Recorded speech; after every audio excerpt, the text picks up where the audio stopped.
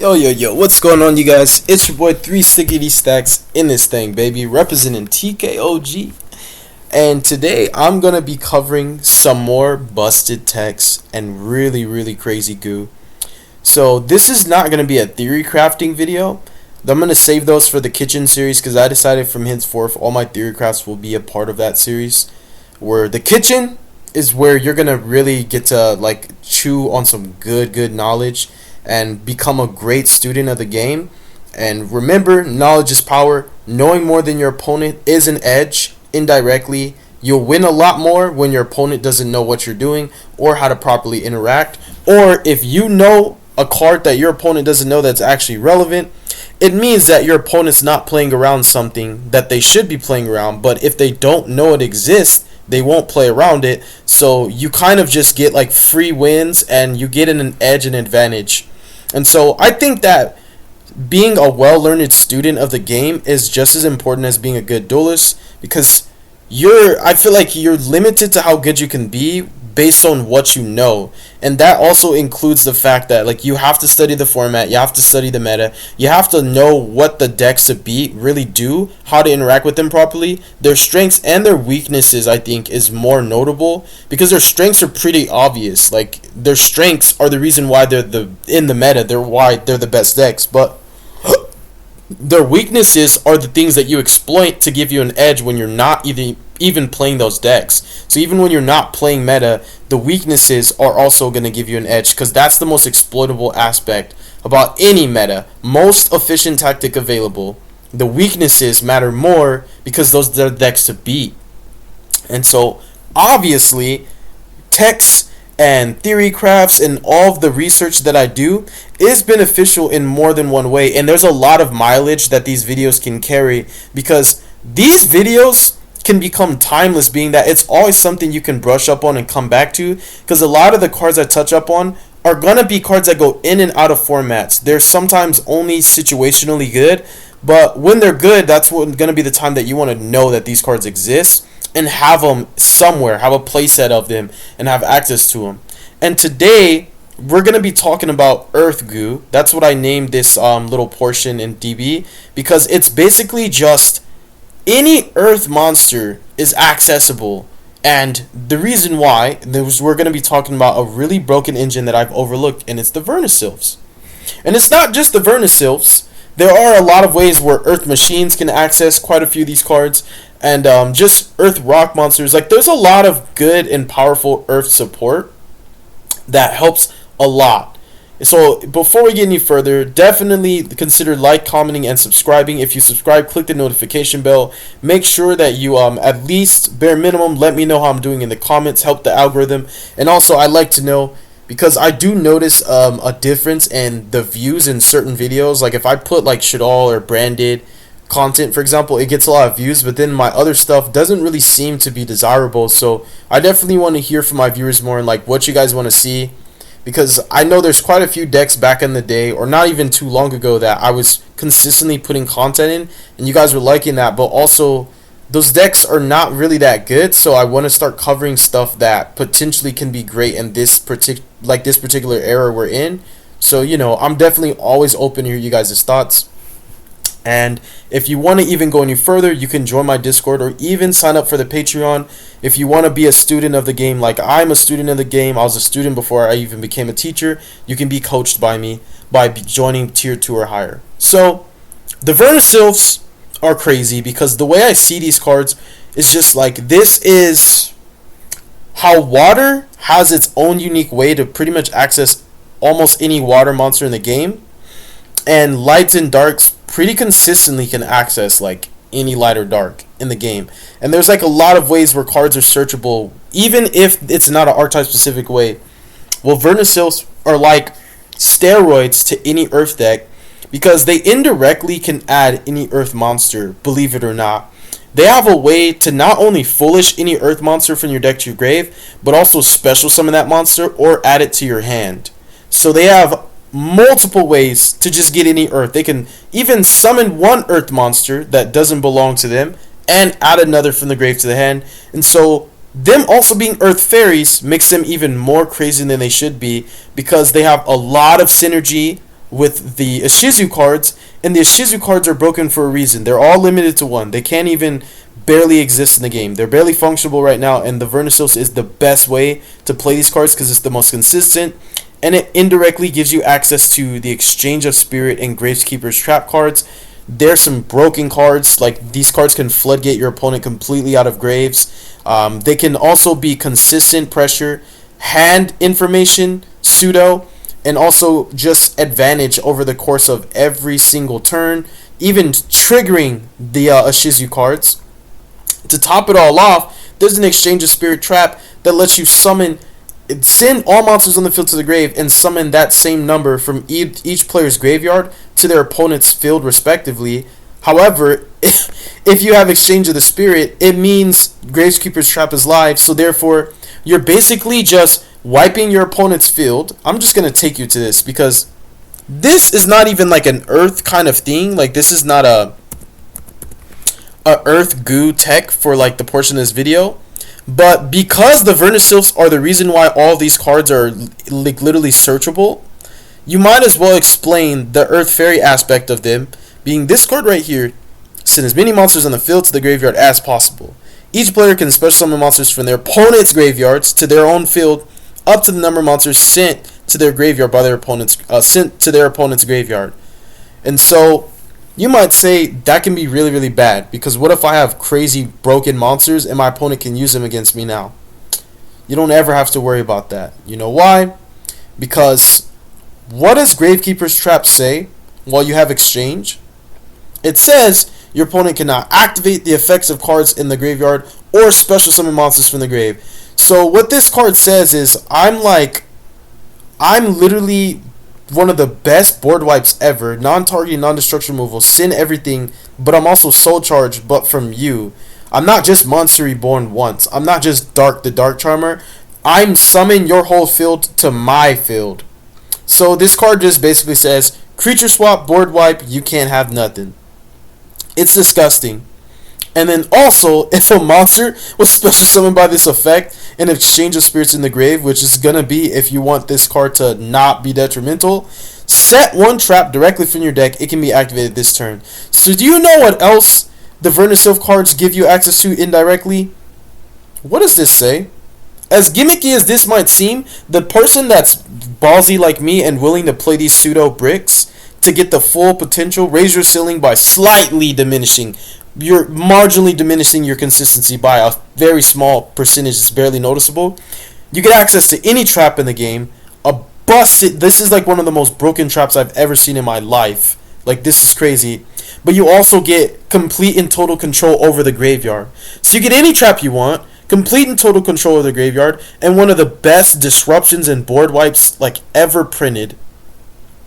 So it's just generic and broken. That's how I see the Vernusylphs, because they bridge into cards that bridge into other cards, and I love valuable cards like this. And so that's like the introductory portion of just the Vernusylphs and the potential that they have. Even if you don't mess with any of the other cards down here, minimal, there's no reason you would never ever not play the Ishizu cards with the Vernusylph cards. Ever. You should not.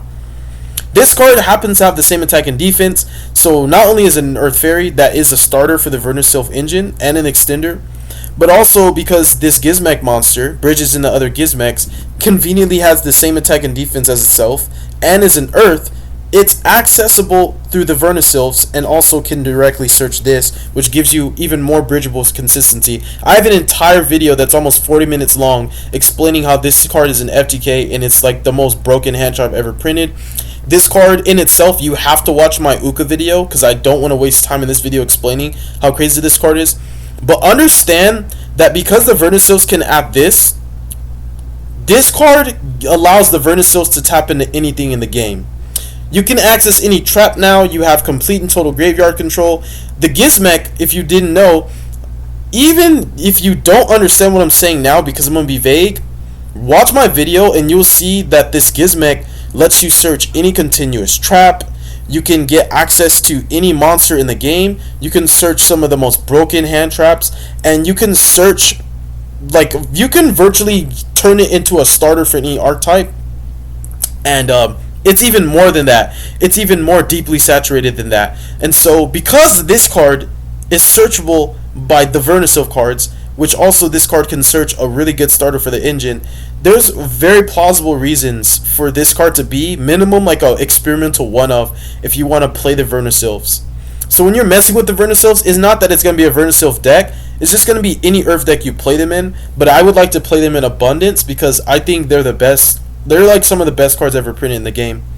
Earth really is winning when you look at it from my perspective. Like, if you're not wearing my pair of glasses, you won't see Earth how I see Earth. Like, you'll see light and dark and be like, light and dark is just so prevalent. Light and dark doesn't really have, like, Vernusylph cards. They don't have this magnitude of, like, the way the Vernusylphs do. Because, like, light and dark has crazy support and probably the highest in abundance. But the Vernusylphs have the potential to bridge into generic cards that aren't even monsters. Like, any trap, basically, just think of it as any trap, any monster. Some of the most broken cards ever printed, because these cards down here are all crazy in their own like retrospective, like the situation where these cards are actually usable, basically. So when these cards are actually usable in that regard, these are all potentially broken and crazy cards, or minimum just good enough to where they're worth playing. And you also can add a lot of really crazy hand traps with these, excluding the fact that Uka, watch my Uka video, he searches a lot of hand traps, like a lot. There's a lot of hand traps who have the same stats.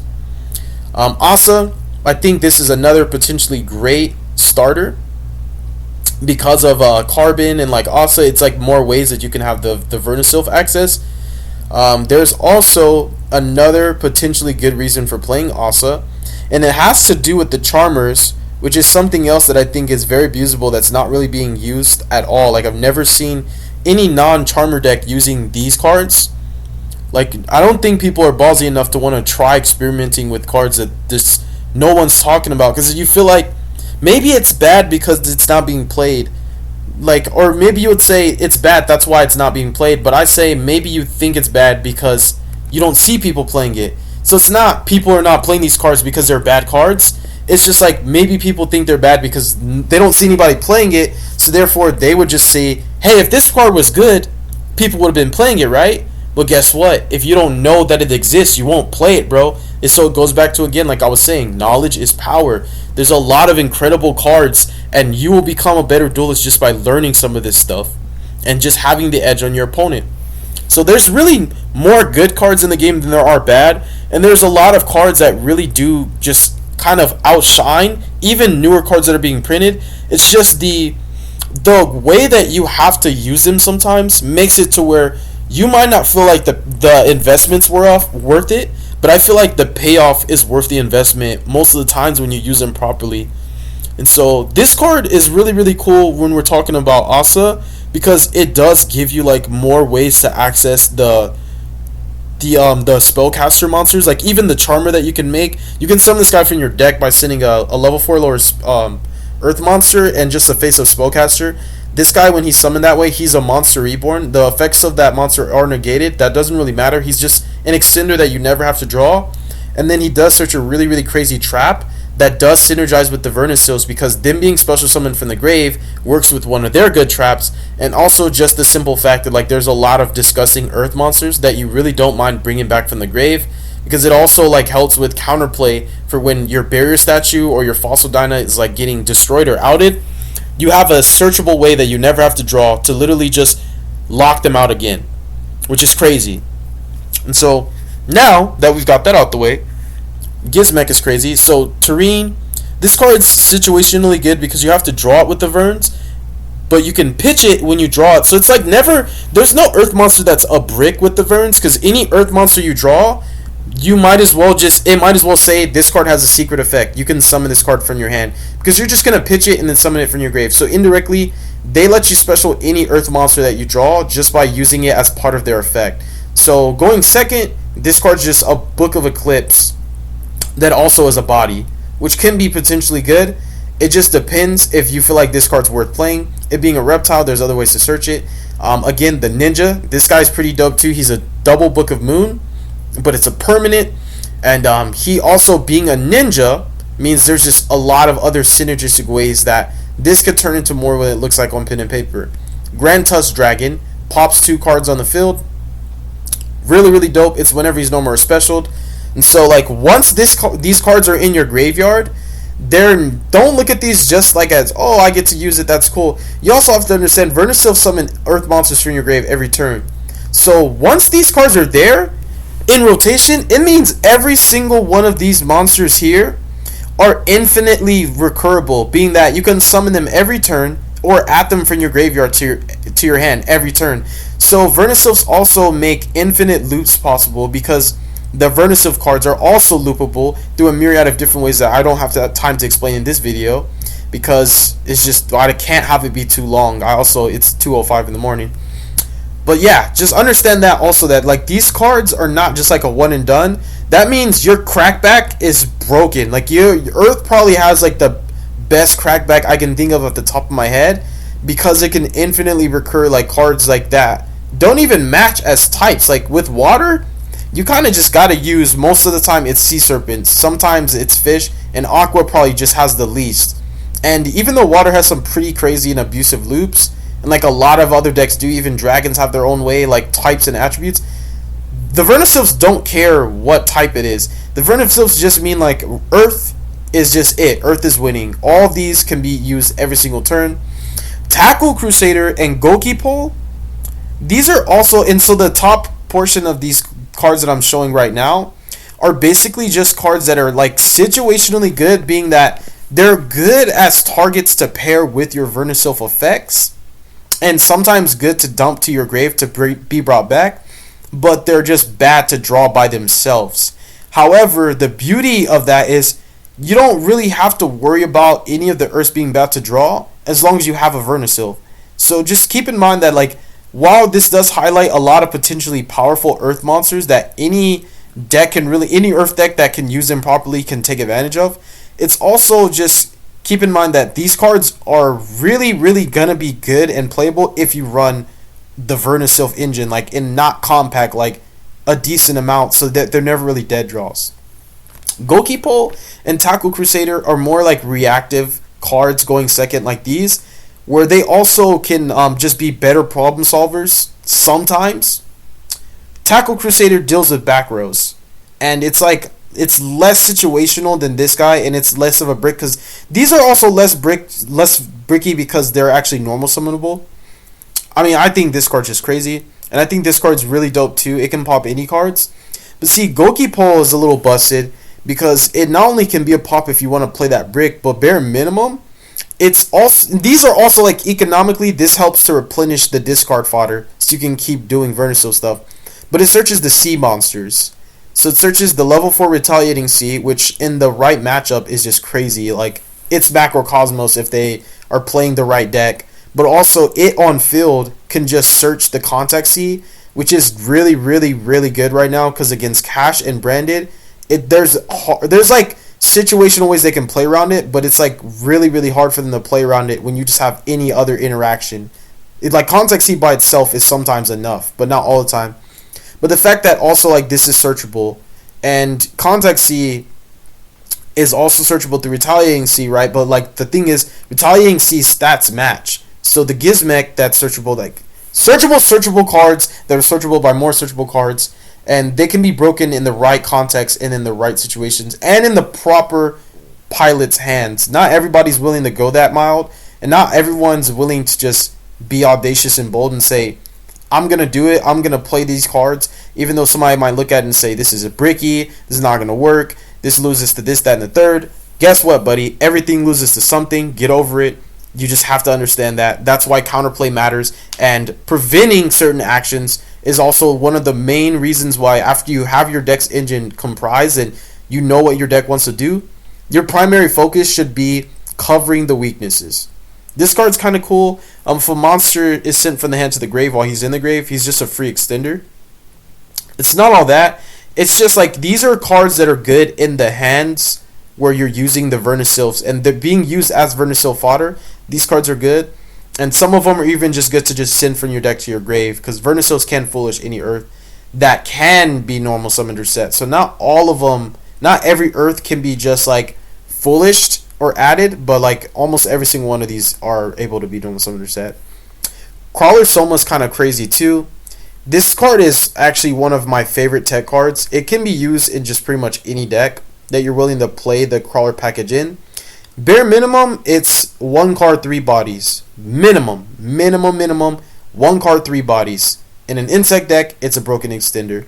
If you're playing like flip effect decks, like even if you're playing ninjas, this card's kind of crazy because of the synergy it has, because like crawlers do benefit with flipping face up and face down, but also the fact that like it can reset a monster, it can be reflipped on your opponent's turn, could potentially be good.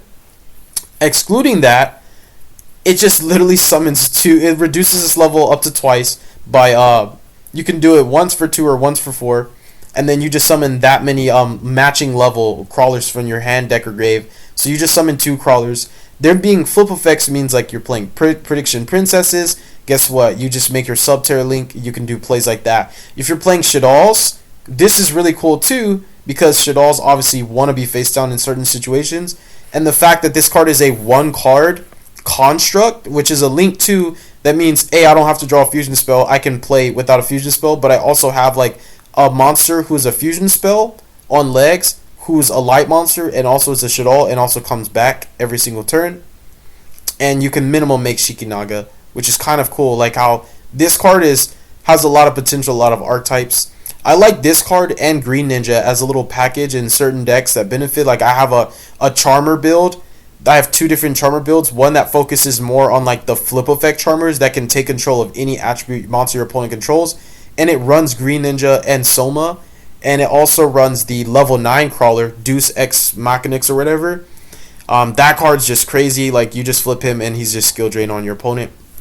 And so this card is broken in my like in my eyes. This card's kind of broken in the right context. And just again, more ways where like not only are the Vernusylph's card goods because they can access this, but keep in mind a lot of these cards stand alone.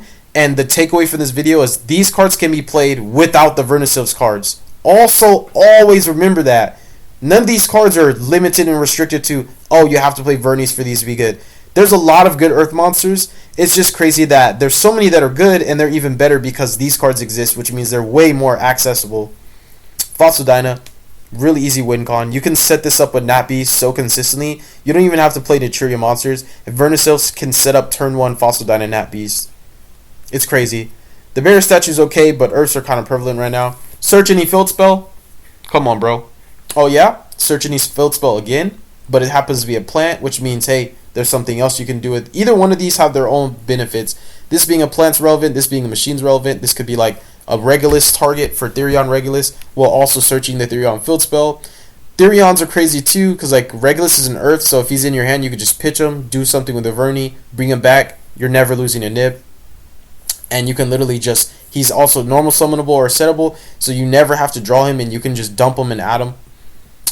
So you can search any field spell, you can search any continuous trap, you can search any trap, you can search any monster. And not saying the Vernies do that, but the cards that the Vernies access can do that, like the Gizmek. I'm telling you, broken. This card's crazy. There's like some degenerate FTKs this card's been involved with before. And it cannot be normal summoner set. So the Vernies can't like directly just dump them to the grave and then add them back. But like you can add them from your grave to your hand, and there's a myriad of ways to dump him without using the actual Verni cards. So again, really crazy. We already talked about that card. This card is like this card and the Channeler are potentially really good options as well. I think this is just a starter for the deck, just kind of crazy. And this card's just like, wow. Reborn that you never have to draw. So these are both monster reborns that you kind of just don't even have to draw. Carbogeddon has some potential here too. It can turn into a lot of different things, bro. Like tuner access, XYZ access, link plays, normal decks, Revival Golem. It's really dope because it just allows you to go into Gallant Granite. Gallant Granite's another crazy, I think is one of the most broken cards too. Now Vernies can add any rock monster. So add any rock monster, add any field spell, continuous traps. I mean, do I have to even continue? FTKs with Amazoness Archer and X-Saber Gotems. Boom. So guess what? Vernies also can FTK in the right build. Composition of your deck determines the outcome of a lot of these cards. Like enable possibilities, but like the outcome is only gonna be a possibility if you play the right combination of cards in your deck, and if you're willing to actually play them. Because some of these cards, like I said, are not good to draw by themselves, but they're great to draw with Vernies. So it's just if you're actually willing to be bold and not, and audacious, like you really want to be that guy, do it. And come on now, let's talk about some of the best Earth monsters in the game. Continuing, Fenrir, do I even have to explain him? Lithosogem, does he need an explanation? Alpha, does he need an explanation? The Kaiju, does it need an explanation? So guess what? Now on top of everything that Vernies do, I can now anything. Non-targeting, non-removal, or target, and non-targeting, non-destruction, or I can target and destroy, or I can destroy without targeting, or I can target without destroying. Every form of spot removal they have access to. And infinitely recurable. So these cards are going to be used for eternity. We talked about the issues at the beginning of the video. Orange Light could be a potentially good hand trap if you play a decent amount. Pankratops is Spankratops. Every turn you get them out. No Material's outright. I don't think it's that great. I don't think this card's ever like crazy. It hasn't been crazy for a while. There's very, very specific formats, but it is an Earth Fairy as well. So, hey, you got that, which means it's more searchable.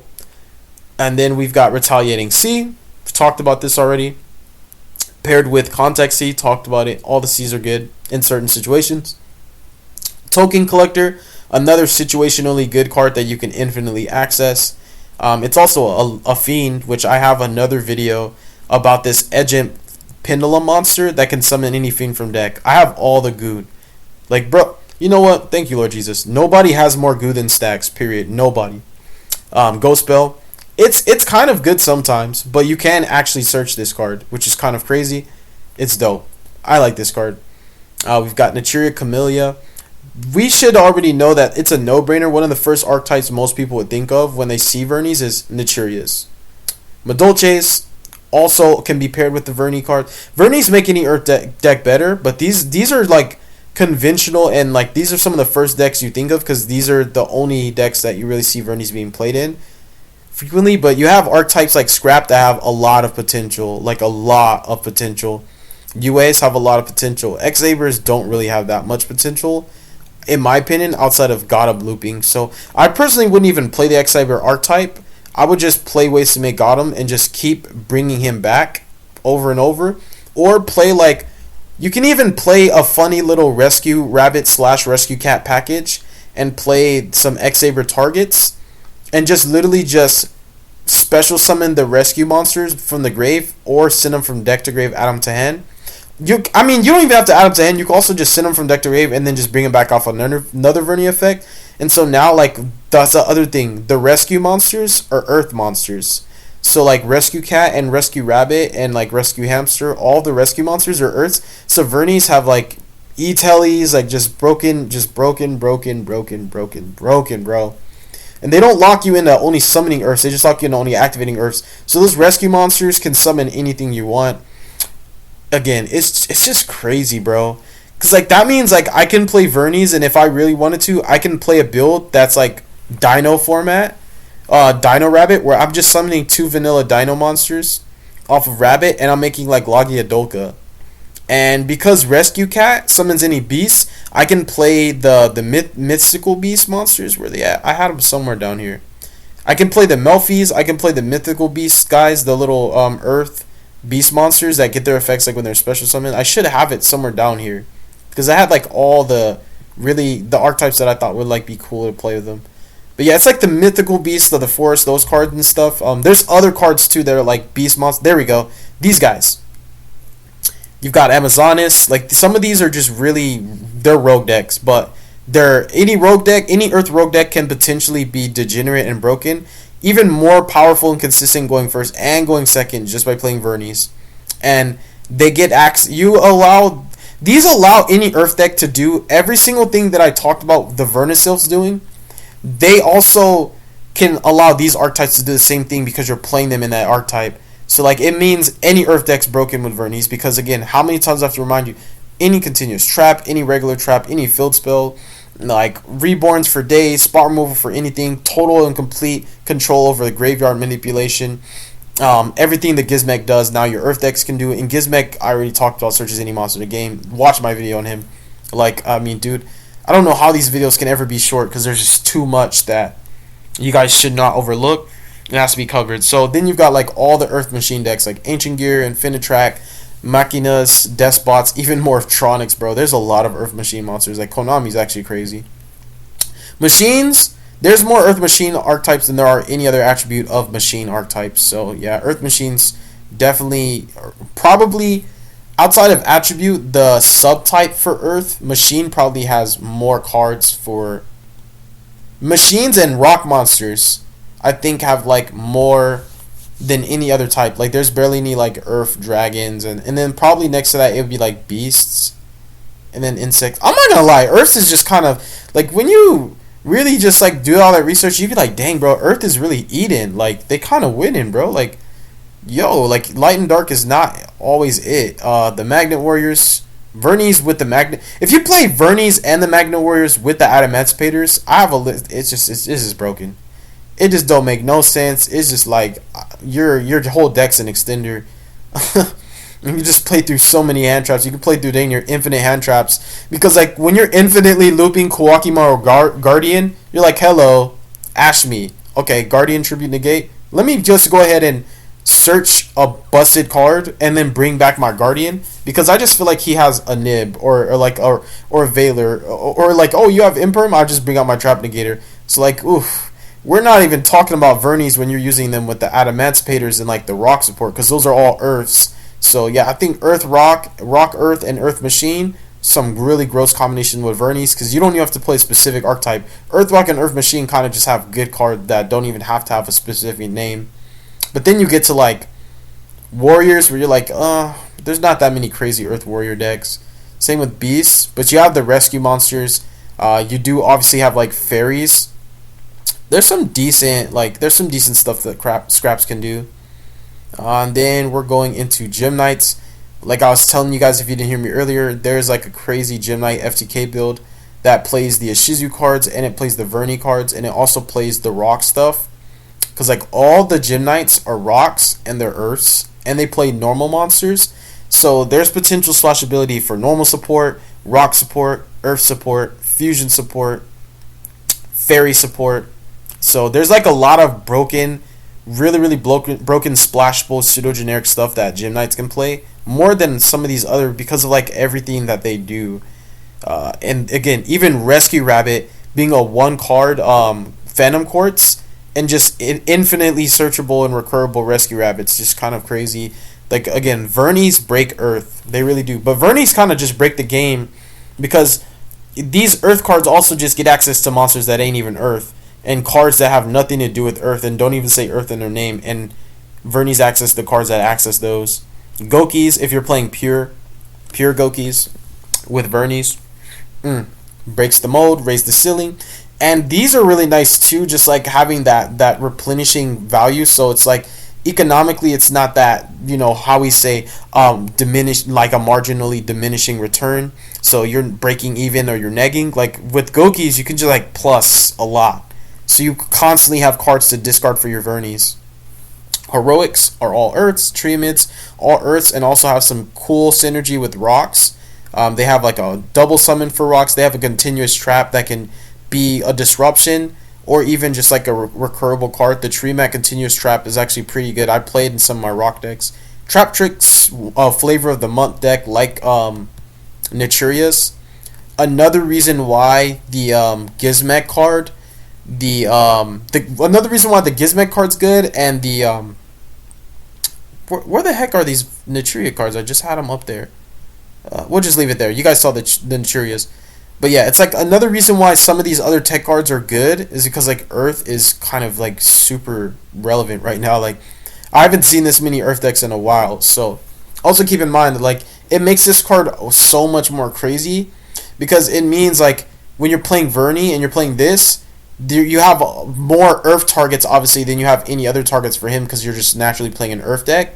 And that means that this card can access those more consistently, because this is predicated to the matchup. You can only target what your opponent controls with this card. You can manipulate that. You can also affect what attributes your opponent has and change their attributes. But just keep in mind, like turn 0, this card is only as good as the deck you're playing against, and the potential can be limited in certain instances, and it is a situational condition. However, you can also summon from your own main deck and trigger this guy, but he still has to target your opponent's monster. And so, Trap Tricks, I wouldn't play Vernies with Trap Tricks, in my opinion. I think Trap Tricks, just, you want to play more traps, and that's already, they play too many monsters as is. They play more monsters than a lot of, I think most trap decks I've ever seen. So I don't think that it's like worth it unless you just really don't want to play that much back row and you're going to play like a combo build. The Sun Avalons and Sun Seeds are all Earths. You're locked in the Earth effect, so there is a limit to what you can do via extra deck. But like this deck is kind of crazy by itself. And then you still have like all the searchable disruptions that Earths have to offer, and like Regulus. The Scareclaws have some Earths, but I'm not sure if it's really worth it. They have like a decent amount. And then we have like weird stuff like Dododo Go-Go-Go's, and then the fact that like they can be played with onomatopoeia cards, and they could just be one card Gallant Granites, which means you're searching rocks, and that just gives you even more bridgeable cards. You've got the Exod and the Tribute set rock monsters. Nobody really knows about those cards. Actually, in 2012, me and one of my best friends, my sensei who taught me how to play Yu-Gi-Oh, we built an Exod deck based on like tribute set rock monsters, and then we put Pyramid of Light and the other Sphinxes because we were being funny. So if you haven't like been in the game for a while, some of these cards you just won't even recognize. This is part of the fossil, like the fossil archetype. The fossil archetype, like you can do some cool stuff with it, but I think it's very, very, very situational.